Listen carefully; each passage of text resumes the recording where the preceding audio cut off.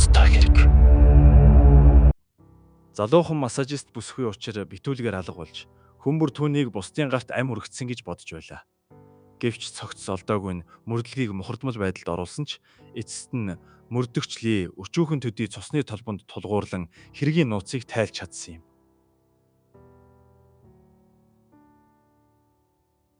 Коннектикут муж бол Америкийн зүүн хойд хэсэгт орших Шинэ Английн бүсийн 6 мужийн нэг бөгөөд Америкийн хамгийн баян мужуудын нэг билээ. Энд маш олон тэр бомтнууд амьдардаг бөгөөд 1988 онд энд учир битүүлгээр нэгэн хүн алга болсон хэрэг гарчээ. Массажист бүсгүй хөнөөгсөн нь маш тодорхой байсан боловч хохирогчийн цогцос олдоогүй тул алуурчныг тогтоох боломжгүй байв. Хэргийн мөрдлөг нэг хэсэгтээ мухардмал байдалд оржээ. Эцэст нь цагдаа нар гарамгаа мөрдөгчлийг урьж авчирсан бөгөөд мөрдөгчлий цогцос байхгүй байсан ч хэргийн үннийг сэргээн тогтоож гэмт хэрэгтнийг хуулийн өмнө аваачсан юм. Тэгвэл тэр жил чухам юу болсон бэ? Массажист бүсгүй яагаад учир битүүлгээр алга болов? Ингээд бүгдээрээ 1988 он руу буцаж хэргийн нарийн ширээнийг хамтдаа дахин нэгтэлцгаая. 1988 оны 4-р сарын 18-ны энэ өдөр Карла Алмайда гэх бүсгүй компаниас дуудлага хүлээн авчээ. Тэрээр нэгэн үйлчлүүлэгчийн гэрт очиж нэг цагийн турш массаж хийх ёстой байв. Карлагийн ажил бол массажист бөгөөд компани журмын дагуу ажилчин үйлчлүүлэгчийн гэрт очихдоо болон гарахдаа компани руугаа заавал уцтаж мэдэгдэх шаардлагатай байдаг байв. Энэ нь удирдлагад хялбар төдийгүй ажилтнуудын аюулгүй байдлыг хангах зорилготой байлаа. Карла энэ компанид ажиллаад 6-7 хоног болж байсан бөгөөд үргэлж цаг барьдаг нэгэн байв. Энэ өдрийн 2 цаг 30 минутанд тэрээр үйлчлүүлэгчийн гэрт цагтаа ирж компани руугаа уцтаж мэдэгдсэн байна. Цаг хугацаа хурдан өнгөрч 3 цаг 30 минут болж 1 цагийн массажийн хугацаа дуусчээ. Энгийн үед бол Карла энэ үед дахин компани руугаа уцтаж мэдэгдэх ёстой байлаа. Гэвч компани энэ дуудлагыг хүлээн авсангүй. Аюулгүй байдлын үүднээс компани үйлчлүүлэгчийн гэр рүү залгасан боловч хэн ч уцаа авсангүй. Тиймээс компани нь Карлагийн ар гэрийнхэнтэй холбогдов. Гэтэл ар гэрийнхэн нь Карлтай холбогдож чадаагүй бөгөөд ердөө нэгэн цагийн дотор цоо ирүүл хүн ингэж сургаггүй болох нь гарцаагүй. Ямар нэгэн муу зүйл тохиолдсны шинж гэж үзээд компани шууд цагдаад мэдэгдэхээр шийджээ. Цагдаа нар дуудлага хүлээн авсныхаа дараахан мөрдөгч Хенри болон Джеймс нарыг мөрдлөг хийлгэхээр явуулав. Цагдаа нар массажийн компаниас өгсөн үйлчлүүлэгчийн хаягийн дагуу Карлагийн хамгийн сүүлд очисон газар буюу түүний үйлчлүүлэгч Тифик Севригийн гэрийг олж очижээ. Уг хаяг нь Кичер Корт гудамжны 37 дугаарт байрлаж байв. Севри бол энгийн нэгэн будаг заслын ажилчин Турк гаралтай цагаач бөгөөд Трамбул хотын хойд хэсэгт байрлах нэгэн байшинд гэр бүлийнхнийхээ хамт амьдардаг байжээ.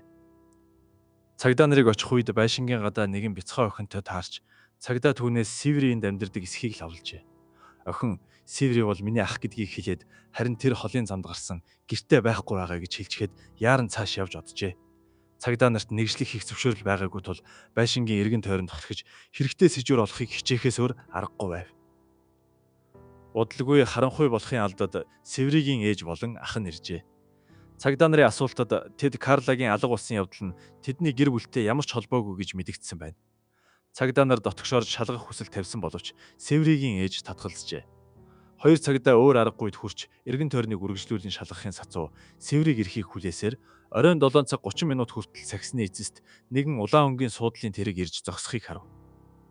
Жолооч машинаа байрлуулан бууж ирэх үед цагдаа нар түүнийг өнөөх удаан хүлээсэн Севри мөн болохыг таньж тэр даруй очин байцааж эхлэв. Үдээс хойш Карлаг харсан эсхийг асуухад Севри үдээс хойш Карла тэдний дэрсэн нь үнэн боловч 3 цаг 30 минутын үед яваад өгсөн. Түүнээс хойш хаашаа явсныг нь мэдэхгүй гэж хариулжээ. Цагдаа цааш нь хэлэхдээ Карла хэдийнэ сургаггүй алга болсон бөгөөд та түүнийг харсан хамгийн сүүлийн хүн байх магадлалтай тул цагдаагийн хэлцэд очиж мөрдлөгт туслахыг шаардав. Ингээд цагдаагийн хэлцэд очоод олон удаа байцаалт авсан ч цагдаа нар нэмэлт сэжүүр Севригээс олж чадсангүй. Севри эхнээсээ дуустал нэг л зүйлээд автан ярьж байлаа. Карла 1 цаг үйлчлэгээ үзүүлээд 3 цаг 30 минутын орчимд явсан бөгөөд тэрээр Карлад $88 хөс төлсөн. Харин үүний дараа хаашаа явсныг үнэхээр мэдэхгүй гэж мэдүүлжээ. Цагдаа нар түүний машин болон гэрт нэгжлэх хийх хүсэлтэй байгаагаа илэрхийлжээ. Севри үүнийг сонсмогцоо баг зэрэг бухимдаж цагдаа нарын энэ үйлдэлийг хүчтэй эсэргүүцсэн нотлох баримтгүй байж цагдаа нар мөрдлөгийг үргэлжлүүлэх хэрэггүйгээд эргэж харан яваад өгсөн байна. Цагдаагийн байгууллага одоогоор Карлаг чухам сургаггүй болсон уу? Эсвэл ам өргөсөн үү гэдгийг баттай тогтоож чадахгүй байсан бөгөөд Севри энэ хэрэгт холбоотой гэдгийг нотлох ямар ч баримтгүй байлаа. Тиймээс Севригийн гэрт нэгжлэх хийх зөвшөөрөл хүсэх боломжгүй болж Түүнийг шалгах ажиллагаа саатахад хүрсэн тул цагдаа нар зөвхөн Карлагийн өнгөрсөн амьдралын талаар судалж эхлэхээс өөр аргагүйд хүрв. Карла Альмеда бол ганц бие ээж бөгөөд 21 настай. Хүүн нэг ой хүрэх төхөж байжээ. Карлагийн эцэг эх охин нь маш томоотой, үгэнд ордог сайн хүүхэд гэж ярьж байлаа.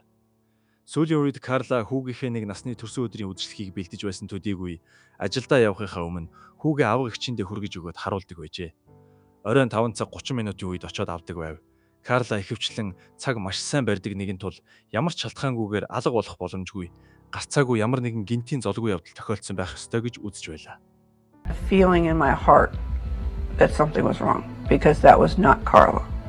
Carla was always on time and if she wasn't, she would have called. Карлагийн зарим хөршүүд нь түүнийг маш сайхан сэтгэлтэй, нөхөрсөг ихэнх хүмүүс түүнд их дуртай байсан гэдгийг хэлв. Компани удирдлага Карлаг ердөө 6-7 хоног ажилласан ч үргэлж цаг баримталдаг байсан бөгөөд гинэт сураггүй алга болох магадлал багатай гэжээ. Эдгээр хүмүүсийн мэдүүлгийг нэгтгэн үзээд мөрдөгчдийн сэтгэлд нэг л таагүй мэдрэмж төрж эхлэв. Карлад ямар нэгэн муу зүйл тохиолдсон байх магадлал маш өндөр байлаа. 1988 оны 4-р сарын 20-ны өдөр Карлагийн алга болсон өдрөө унаж явсан машин нь олджээ. Энэ нь түүний найз залуугийн эзэмшлийн улаан өнгийн микроавтобус байсан ба харьцангуй зэлүүд газрын гүүрэн доор хэн нэгэн санаатаагаар орхисон мэт байдалтайгаар олджээ. Цагдаа нар машинд наривчилсан үзлэг хийсэн боловч ямар нэгэн хэрэгтэй сэжүүр олдсонгүй. Машин дотор цусны толб, зодоон, тэмцэл болсон уулмөр байхгүй, бүх зүйл хэвээ мэт харагдаж байв. Цагдаа нар мухардмал байдалд ороод байх үед нэгэн мэдээлэл хэргийн явцад эргэлт авчирв. Ойролцоох нэгэн хуучин машин устгалын газрын дэргэд эзэнгүй улаан өнгийн суудлын тэрэг зогсож байв. Цагдаа нар ирж шалгахад энэ нь Севригийн ундаг машинтай тун төстэй байсан бөгөөд улсын дугаарыг шалгаж үзээд Севригийнх мөн болохыг баталгаажуулв.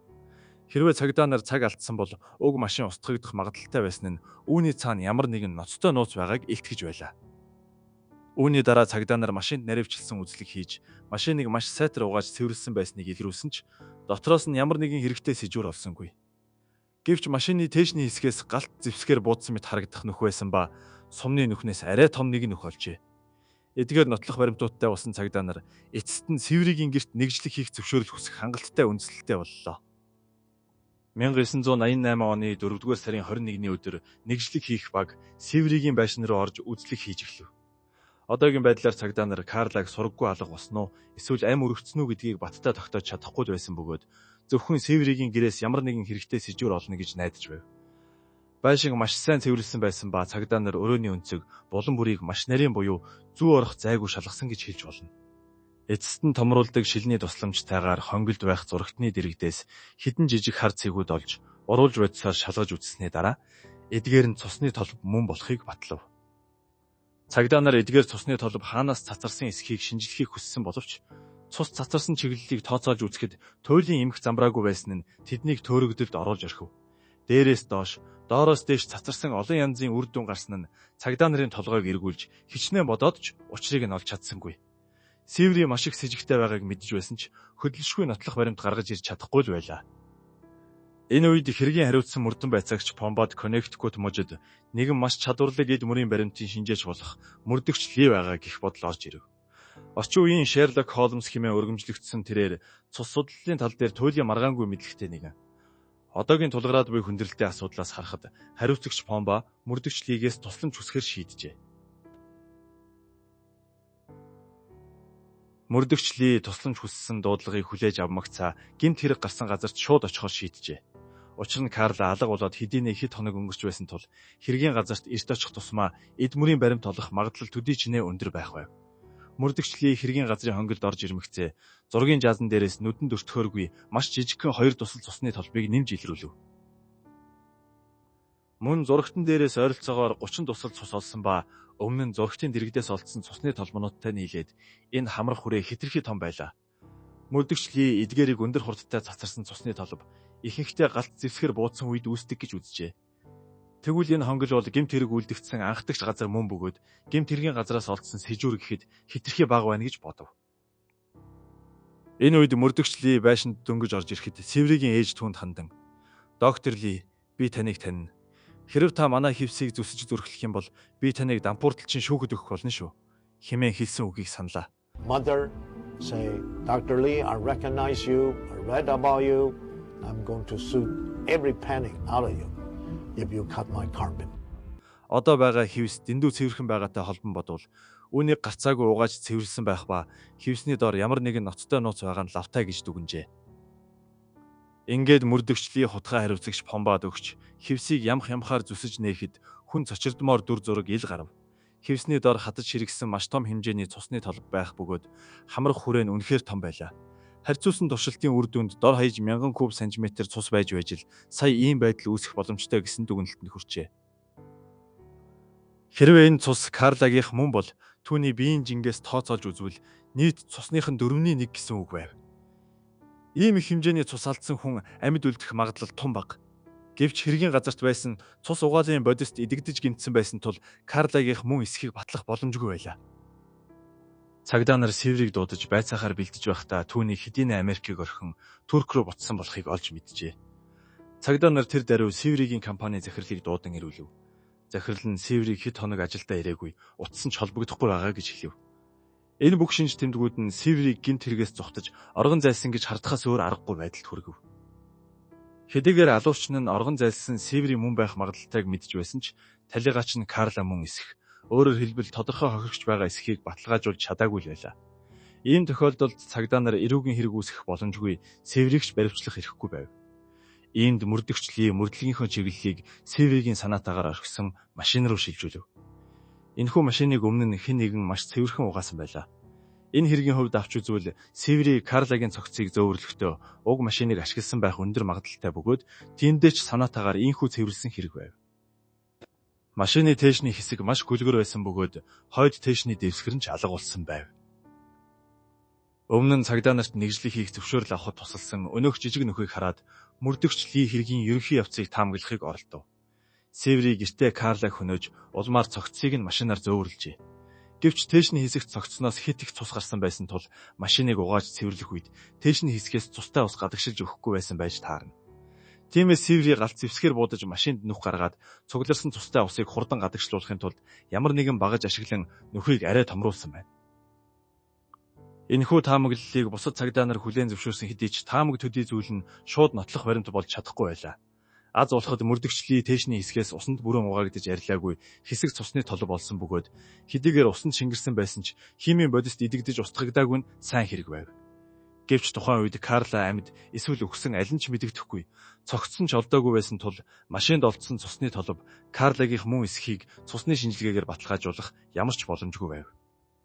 Энэ үед мөрдөгчлийн эд мөрийн баримт шинжлэх хамгийн сүүлийн үеийн технологи буюу одоо бидний байнга сонсдог болсон DNA технологиг ашиглахаар шийджээ. DNA технологийн нэгэн сорилоор генээр дамжуулан эцэг их хүүхдийн цусан төрлийн холбоог тогтоох боломжтой байдаг. Түүгээрч зогсохгүй энэхүү технологийн наривчлал нь маш өндөр юм. Мөрдөгч Ли Карлагийн эцэг эхээс цусны дээж авч машинаас олдсон цусны толботой харьцуулж үзэхээр шийджээ. DNA технологийн туршилтын үр дүнд машин дахь цусны толб Карлагийнх мөн гэсэн эцсийн хариу гарав.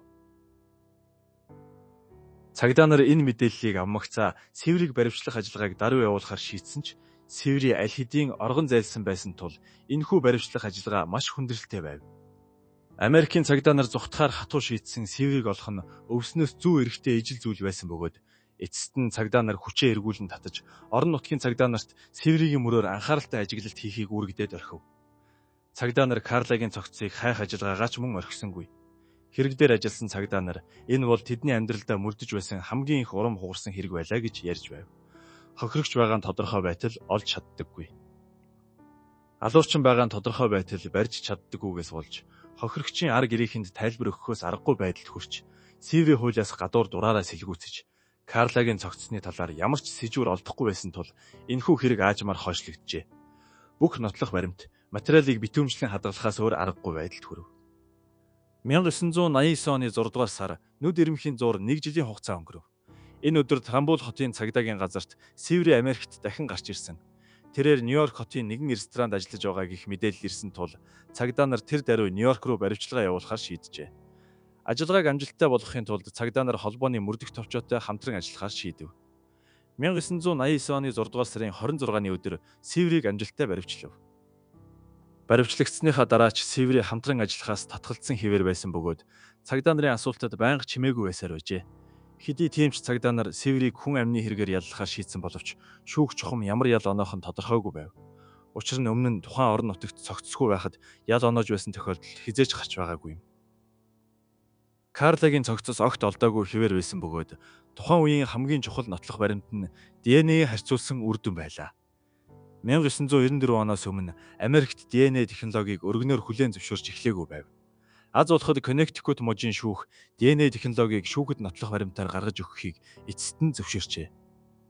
1992 оны 1-р сарын 21-ний өдөр Северид холбогдох шүүх хурал эхэлж, яллагч болон өмгөөлөгч талуудын мэтгэлцэн 7 цаг үргэлжлэв. Эцэст нь цуврал нотлох баримтын өмнө шүүгч болон тангарахтны шүүгчид Северийг 1-р зэргийн хүн амны гэмт хэрэг үйлдсэн гин буруутай гэж санал нэгтээгээр тогтоож, бүх насаар нь хорих ял оноожээ. Connecticut мужийн хуулийн дагуу тэрээр шоронд 60 жилийг өнгөрөөх ёстой байсан ч Севери үлдсэн амьдралаа шоронд өнгөрөөхийг хүссэнгүй. Шүүгч болон тангарахтны шүүгчдийн шийдвэр буруу байсан гэх үндслэлээр тэрээр хуульч хөсөлж давж заалдах шатны шүүхэд ханджээ. Северигийн өмгөөлөгч энэ нь урьдаас төлөвлөсөн хүн амны хэрэг биш, харин гинтийн осол байсан бөгөөд Карла золгүй тохиолдлоор амиа алдсан гэж үзэж байлаа. Хэрв Северийг урьдаас төлөвлөж хүн амны хэрэг үйлдсэн гэж үзвэл Карлаг өөрийн гэртээ дуудаж гэртээ хүн алах ёсгүй байсан. Энэ нь хүмүүст амархан мэдэгдэж нотлох баримт үлдээхэд хэтэрхий амархан гэж өмгөөлөгч нь тайлбарлажээ. Тиймээс Карла үйлчлэгээ үзүүлж явах явцад гинтийн осол гарч нас барсан. Хэрвээ Севери гин буруутай байсан ч хамгийн муугаар бодоход хэргийн талаар хэлээгүй, санаатаагаар нуун дарагдуулсан хэрэгтэн болохоос бус урьдаас төлөвлөж хүн алсан хэрэг биш юм. Өмгөөлөгчийн гаргасан энэхүү үндсэл нь шүүхэд бас ч гэж утга учиртай санагдсан тул хэргийг дахин хэлэлцэх хүсэлтийг зөвшөөрчээ. Энэ мэдээ Карлагийн ар гэрийнхэн болон хэрэг дээр ажиллаж буй цагдаа нарын хувьд хүлээн зөвшөөрөхөд бэрх байсан нь илт. Гэвч тэд энэ бол шүүгчийн ч буруу биш, өмгөөлөгчийн ч буруу биш. Энэ бол хууль гэдгийг ойлгож байлаа. Хэрэг дээр ажиллаж буй цагдаа нар анхан шатны шүүхийн шийдвэр хэвээр үлдэж, Севери үлдсэн амьдралаа шоронд өнгөрөөж чадах хэсгэд санаа зовж байх үед хэргийн байдалд дахин эргэлт гарав. Бүхий л хэргийн хамгийн гол нотлох баримт олдлоо. 1992 оны 7 дугаар сард цагдаа нар орон нутгийн оршин суугчаас дуудлага хүлээн авсан бөгөөд ойролцоох нарсан модтой ойноос хүний яс хувцас хэрэглэл олсон гэжээ. Яс олдсон газар нь ойролцоох нэгэн ферм байсан ба энд шигүү нарсан модтой ой байдаг бөгөөд яс нэгэн том нарс модны оролд байв. Цагдаа нар тэр даруй ясны шинжилгээний мэрэгжилтнүүдийг урьж авчирсан бөгөөд эвдэрч сүрсэн ясанд хийсэн шинжилгээгээр дараах дүгнэлтэнд хүрчээ. Талигач нь намхан нуруутай эмэгтэй хүн байсан бөгөөд гавлын ясан дээрх үүдэн шүднээс бусад бүх шүд харьцангуй бүрэн бүтэн хадгалагдсан үлдсэн байв. Карлагийн шүдний эмчэд хадгалагдж байсан шүдний рентген зурагтай харьцуулж үзэхэд шүднүүд нь яг таарч байсан нь энэ овоосон яс бол Карлагийнх мөн болохыг хангалттай нотолж байлаа. Шинжээч эмч гавлын ясыг шинжилсний үндсэн дээр Карлагийн үхлийн шалтгааныг тогтоожээ.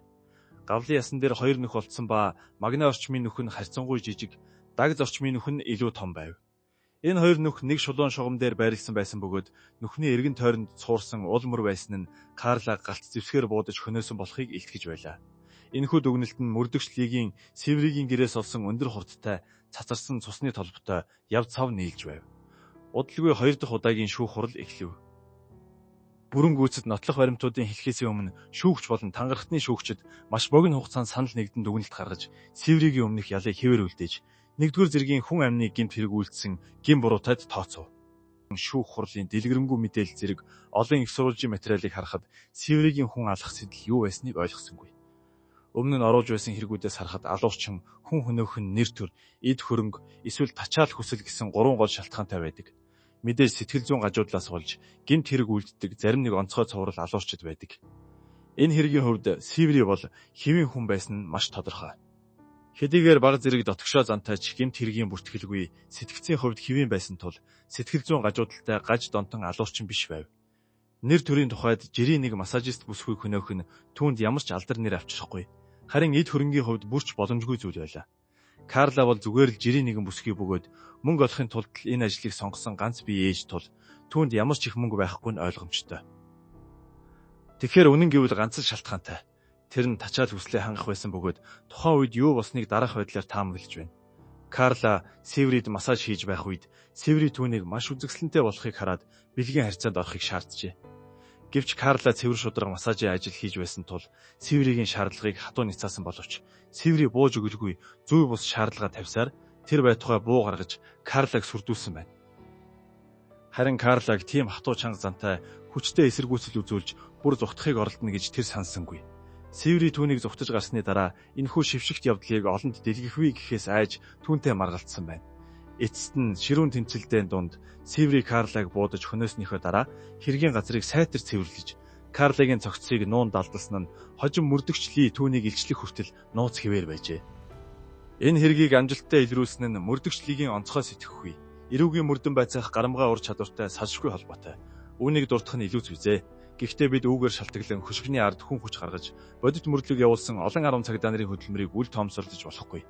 Энэ бол хэрэгт оролцсон бүх цагдаа нарын хамтын хөдөлмөрийн үр дүнд гарсан эцсийн үр дүн бөгөөд цагдаа бүхэн бидний хүндэтгэлийг хүлээх хэрэгтэй юм.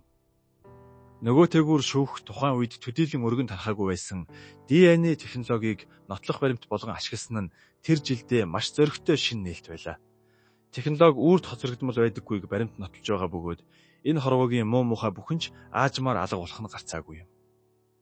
За ингээд энэ удаагийн массажист бүсгүй дугаар энэ хүрээд өндөрлөж байна. Таалагдсан бол дагахаа битгий мартаарай. Дараагийн дугаараар уулзцгаая. Түр баяртай.